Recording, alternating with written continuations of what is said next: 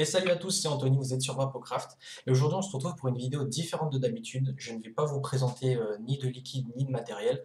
Je suis là pour vous parler de l'histoire de la cigarette électronique. On entend souvent, que ce soit dans le travail ou dans notre entourage proche, souvent des réflexions du style on n'a pas assez de recul, on n'y connaît rien, il n'y a pas de recherche, tout ça, tout ça. Ce qui est bien évidemment faux. La clope électronique n'est pas sortie hier, enfin, pas vraiment hier, c'est vrai que ça ne fait pas très longtemps, ça je veux bien le raccorder, mais la cigarette électronique n'a pas été inventée en 2015.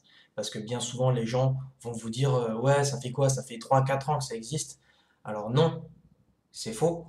Et je vais donc vous expliquer, vous montrer que ces réflexions sont fausses. Donc à ces gens-là, si jamais ils ne sont pas totalement fermés, je vous invite à leur montrer cette vidéo simplement pour qu'ils comprennent et qu'ils apprennent que la cigarette électronique n'a pas 6 mois dans les dents, qu'elle est bien plus vieille que ça. Je vais d'abord commencer par vous parler du tout premier concept. Donc là, on va partir quand même très loin, ça va en surprendre beaucoup. Moi, quand je suis tombé sur cet article, personnellement, ça m'a quand même énormément surpris parce que je ne m'attendais pas à ce que ça aille aussi loin. Mais donc, je vais simplement vous présenter le premier concept de cigarette électronique, comme on pourrait l'entendre. Alors à l'époque, on ne pouvait pas dire électronique, vous allez comprendre pourquoi. Donc le tout premier concept de remplacement du tabac, c'est en 1963. Donc vous pouvez voir que ça remonte, la première idée, en tout cas, remonte quand même très loin. En 1963, donc la personne qui a inventé donc ce premier concept s'appelle Herbert A. Gilbert. Ce monsieur-là, ou Gilbert, je ne sais pas comment ça se prononce. Donc ce monsieur-là a inventé le tout premier concept donc de matériel pour remplacer le tabac, sachant que bon, malheureusement cette personne-là était trop en avance sur son temps et forcément ça n'a pas accroché. Il n'a pas réussi à convaincre donc les industries de l'aider à produire et à vendre. Euh, Malheureusement pour lui, voilà, c'était trop tôt. C'était vraiment trop tôt, donc ça n'a pas été possible. Son tout premier concept ressemble à ça.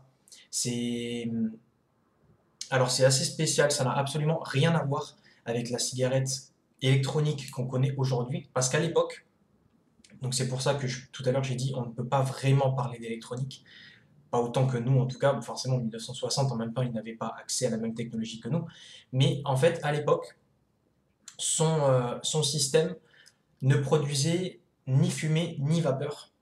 Donc c'est un peu ce qui a freiné son concept. Les gens forcément n'avaient pas comment dire, la satisfaction, on va dire ça comme ça, de produire de la fumée ou de la vapeur. Parce que forcément, le but d'une cigarette électronique est de remplacer le geste, mais aussi comment dire, il faut produire quelque chose, il faut avoir quand même un minimum un effet visuel pour se convaincre qu'on fait quelque chose. Parce qu'en fait, son concept à lui, c'était simplement, entre grosses guillemets, de chauffer de l'air, enfin d'inhaler de l'air chauffé et aromatisé. Simplement, avec de la nicotine évidemment. Donc en soi, son concept n'était pas bête, mais malheureusement trop tôt. 1963, pas assez de technologie, les gens beaucoup trop fermés d'esprit, encore, enfin beaucoup plus qu'aujourd'hui en tout cas, même si aujourd'hui les gens sont quand même très fermés d'esprit, en 1963 c'était encore pire. Et voilà, malheureusement pour lui, son concept n'a pas accroché. Ensuite, en sachant il a quand même travaillé hein, dessus. Le mec, il a pensé en 1963 et il a fini par déposer son brevet seulement en 65. Donc le mec a quand même bossé dessus un peu plus de 2 ans parce que j'imagine bien que son idée, il l'a pas eu en 1963. Mais voilà, il a quand même beaucoup bossé dessus malheureusement et ce monsieur est tombé dans l'oubli parce que son concept est lui aussi tombé dans l'oubli. Son brevet a fini par être en accès libre au public. Et voilà, donc ce pauvre monsieur c'est quand même cassé le cerveau sur son concept et n'en a absolument rien tiré malheureusement pour lui. Et son projet est donc tombé dans l'oubli. Pour la suite, donc de ces dispositifs pour remplacer le tabac, c'est seulement 40 ans plus tard que quelqu'un va se réatteler à cette tâche-là. En 2003, une autre personne finit par avoir l'idée, donc enfin, le projet de remplacer la cigarette classique par un modèle électronique moins nocif. Parce que cette personne-là, donc, que je vous présente tout de suite, qui s'appelle Onlik, ce monsieur-là, était un énorme fumeur, et son père, donc d'après une interview qu'il a donnée lui-même, son père en fait était en train de mourir d'un cancer des poumons, donc à cause du tabac, évidemment. Et donc il s'est en fait imaginé, enfin il a essayé de penser à quelque chose pour aider son père à la base. Et en fait, donc, d'après une chose qu'il a dit, que cette personne a dit, euh, un soir, une nuit en fait où il s'est couché, il a eu une énorme quinte de toux, donc à cause de la cigarette, parce que comme je vous ai dit, c'était un très gros fumeur. Donc ça l'empêchait de dormir, et quand il a fini par réussir à trouver le sommeil, en fait, dans son rêve, enfin dans son cauchemar, vous allez comprendre, il s'étouffait, il se noyait en fait dans la mer. Donc c'est pour vous symboliser en fait sa toux, en fait, simplement, parce que pendant son sommeil, il continuait à tousser, il n'arrivait plus à respirer. Donc dans son cauchemar, en fait, il se noyait, et d'un coup, la mer s'est transformée en vapeur. Et il s'est retrouvé en fait à flotter dans la brume et dans la vapeur. Et d'après ce qu'il dit, donc c'est ça, c'est ce qu'il dit lui, hein, moi j'invente absolument rien, j'aurais jamais pu inventer ça, hein.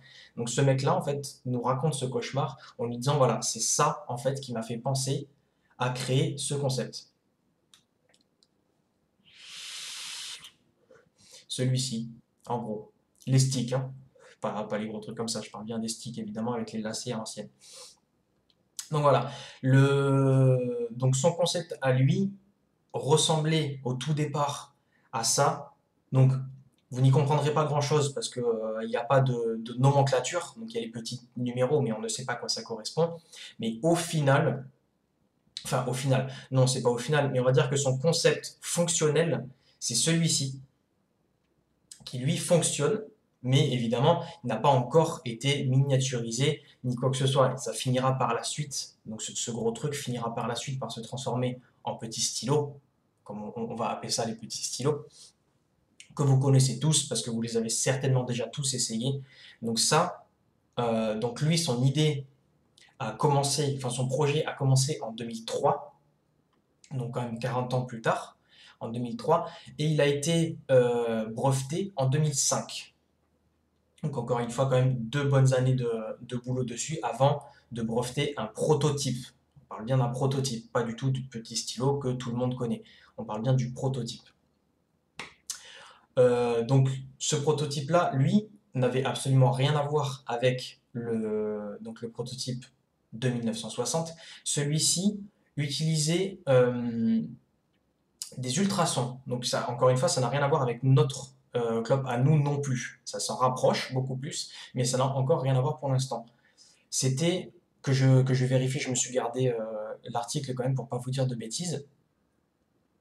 Celui-là, normalement, voilà, il exploite des ultrasons qui sont émis par un actuateur piézoélectrique pour vaporiser le liquide qui, à l'époque, était composé uniquement de propylène glycol et de nicotine. Donc voilà, ça c'était la première vraie génération en fait de cigarettes électroniques. C'est celle qu'on a nommée cigarette électronique de première génération. C'était à ultrasons à ce moment-là. Autre différence aussi avec la première idée de cigarette remplaçante, on va dire ça comme ça, c'est que celle-ci produisait de la vapeur.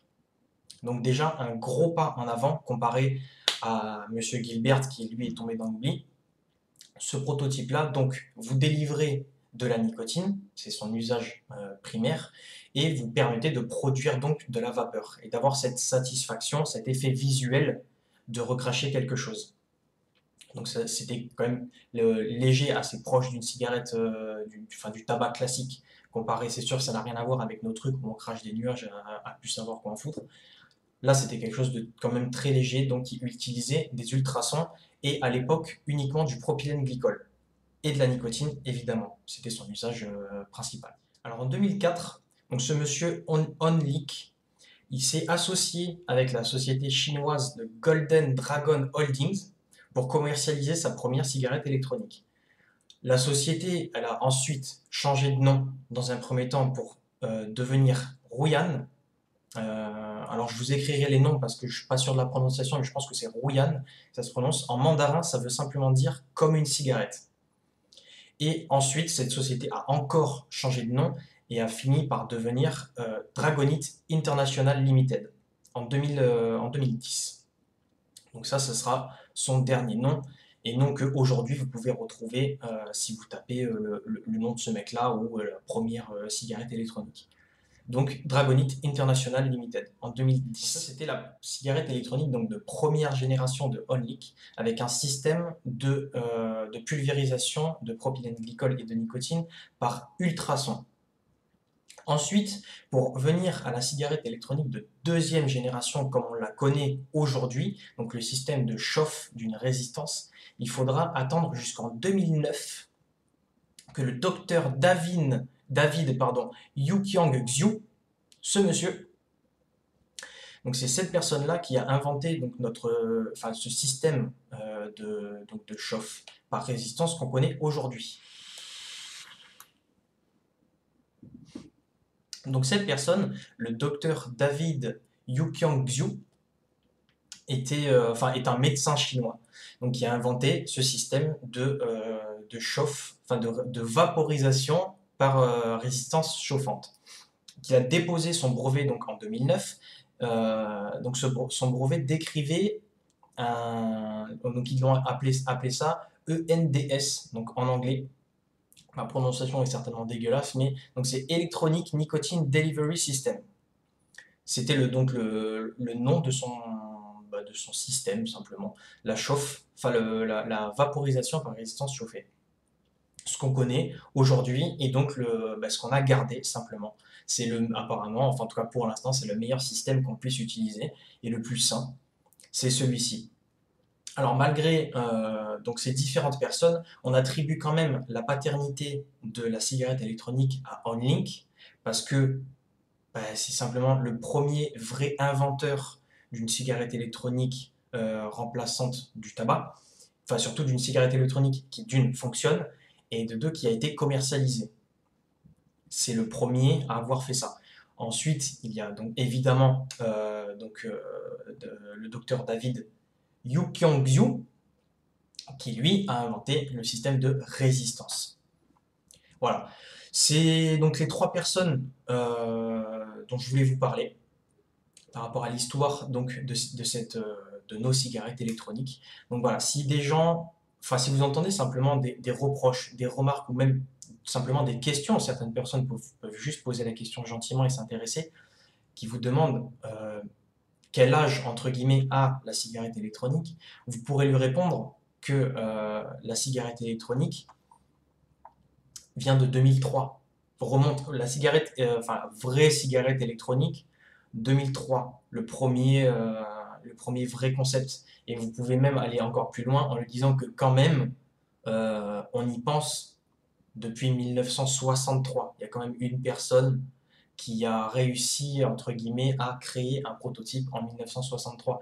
Donc ça date pas non plus d'hier. C'est pas un mec qui s'est dit comme ça sur un coup de tête, oh putain, tiens, on va faire un truc comme ça va être génial, on va mettre de la merde dedans puis on va tuer tout le monde. C'est pas comme ça que ça fonctionne. La personne, donc Onlink, je vais le répéter, donc il me semble que c'était un docteur lui aussi. Oui, il avait fait des études, c'était un pharmacien, j'avais oublié de le dire tout à l'heure, donc Onlink était un pharmacien, est un pharmacien parce qu'il n'est pas mort, hein, que je sache. Et donc, je suis complètement paumé ce que j'étais en train de dire. Oui, donc c'est pas si vieux que ça. Voilà, c'est quand même des personnes de santé qui y ont pensé, qui ont voulu remplacer donc cette cigarette, tous ces cancers et tous ces bronchites chroniques, etc. Parce que une cigarette ne donne pas que des cancers, ça donne plein d'autres trucs. Voilà, c'est quand même des choses qui ont été pensées par des personnes de santé, par un pharmacien, par un docteur, donc le docteur Xiu, enfin Yukyang Xiu. J'ai un peu de mal avec son nom. Voilà, alors c'est pas très vieux, c'est vrai, mais c'est pas tout jeune non plus. C'est pas de 2015. On a quand même un peu plus de 10 ans derrière nous. Alors c'est vrai que c'est pas grand-chose. C'est pas grand-chose. Souvent, moi, on me dit, ouais, mais 10 ans, c'est rien. Alors c'est pas vrai, 10 ans, c'est pas rien, parce qu'aujourd'hui, on a une technologie qui est bien plus avancée qu'en 1963, que, la première idée n'a pas fonctionné, qu'il n'y avait pas vraiment d'études dessus ni quoi que ce soit. On a quand même une technologie qui est très avancée. On a fait quand même beaucoup de recherches. Alors, au niveau des recherches de composition de liquide, on en parlera dans une autre vidéo parce que bah, j'ai l'intention de vous en parler. J'ai fait beaucoup de recherches. J'ai des articles de vrais laboratoires, pas de recherches de merde qui sont publiées dans les journaux débiles par les médias. Rien à voir avec ça. Moi, je vous parle de vraies recherches par des vrais laboratoires. On en parlera dans une autre vidéo. Voilà, donc j'ai rien à rajouter là-dessus. Je pense que la vidéo est déjà bien assez longue comme ça. Si vous avez d'autres questions, peut-être que j'ai raté quelque chose, peut-être que des noms, vous avez peut-être raté des noms, enfin, peut-être que moi aussi j'ai raté des noms ou des trucs comme ça. N'hésitez pas à me le faire savoir si ça vous a aidé peut-être. Mettez des petits pouces sur la vidéo, ça fait toujours plaisir. Partagez ça donc sur vos murs, enfin Facebook, Twitter, tout ce que vous voulez. Partagez-le, c'est pas une vidéo virale, c'est pas de la présentation ni quoi que ce soit, c'est de l'histoire, simplement une explication sur un objet qui est très critiqué. Tout ce que je vous dis, je n'ai absolument rien inventé. C'est un article que j'ai sous les yeux actuellement, que je peux enfin, que j'ai gardé sous les yeux pour pouvoir vous donner les noms, etc. C'est quelque chose qui est passé sur France 2. Enfin, l'interview de Onlink est passée sur France 2. Voilà, c'est pas des conneries ce que je vous raconte, c'est quelque chose de très sérieux. Donc partagez-le, même à des fumeurs, même à des non-fumeurs, même à des vapoteurs, partagez-le le plus que vous pouvez. C'est quand même quelque chose que je trouve personnellement quelque chose d'important. Et bon, vous pouvez me rejoindre sur Facebook pour en discuter, pour avoir des conseils si vous avez des questions ou simplement si vous avez envie de discuter avec un vapoteur. Moi, ça me ferait plaisir, il n'y a pas de problème, la porte est grande ouverte. Donc c'est sur Facebook, c'est Vapocraft, comme sur YouTube, exactement pareil. Et sur ce, les amis, bah, bonne vape, restez pas dans le tabac, passez à ça. C'est vraiment important pour la santé et même pour votre porte-monnaie, hein. Je vous le garantis que même pour le porte-monnaie, vous allez le ressentir et restez dans les nuages.